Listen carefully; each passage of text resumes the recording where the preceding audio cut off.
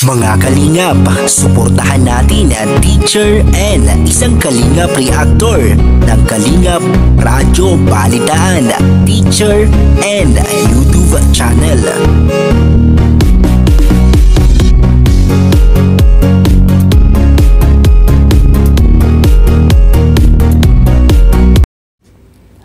Hi everyone, this is Teacher N. Ayan, and this is our groupie date with my colleagues. Ayan, so ang aking mga co-teachers, ayan, syempre, bigla ang plano. Diba? Sabi nga kapag plano daw, yung pinagpaplanuhan talaga hindi yan natutuloy. So nakakatuwaan mo, ito ay talagang instant, on the spot na pagpaplano. And ayan, gora talaga, walang makakapagpigil sa aming mga pagsasamyop. Talagang, kumbaga, para sa akin, nag-crave din ako nung time na yun.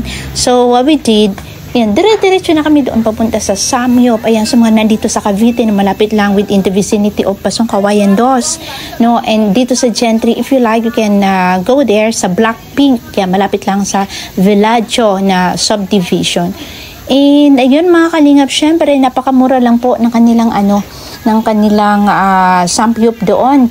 So, okay naman, syempre, depende sa mga tao pupunta doon. Kung syempre, kung nakapunta na kami sa medyo parang fabulous na klase ng Samyup, and you will not, what I mean, hindi nyo siya ganun ma-appreciate, di ba?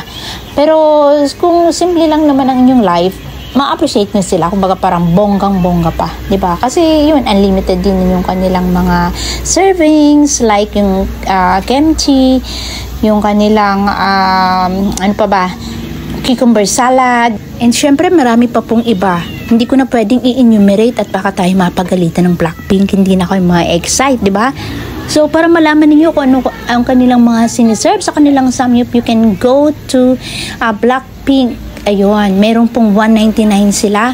Malapit lang po yan dito sa aming bahay. So ayan mga kalingap, so aking mga kababayan, so kung gusto niyo mag-relax, punta na kayo doon sa Blackpink na Samyup. It cost only 199 pesos. So ang 200 ninyo may sukli pang piso.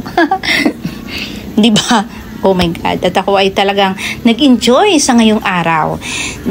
Super busog, di ba? Sabi nga, daw, bawal ang may matira. Di ba mga kalingap? Pero ako yun, nagtataka ako, halimbawa, mag-serve sila ng food, kasali doon sa kanilang mga isi-serve, and then binigyan nila kami ng rice, pero hindi namin kinain. So hindi nila yung pwedeng i-count because we didn't ask for it, di ba mga kalingap? So ano ba yun? Ano ba mangyayari doon? So hindi talaga namin kinain yung rice. So kinain lang talaga namin kung ano yung gusto namin kainin, syempre, di ba? So hindi kailangan talaga may matira kayo kasi babayaran ninyo yun. Yun ang disadvantage ng pagkain dyan. Parang eat all you can din, sa eat all you can. Mas masarap din yung eat all you can kasi more on magbo-boil talaga kayo dito kasi sa Samyup more on pagpa-fried, di ba? Lalo na sa atin ng mga nagkakaedad na medyo parang dapat iwas-iwas na tayo sa mga ma-oil na mga foods, di ba?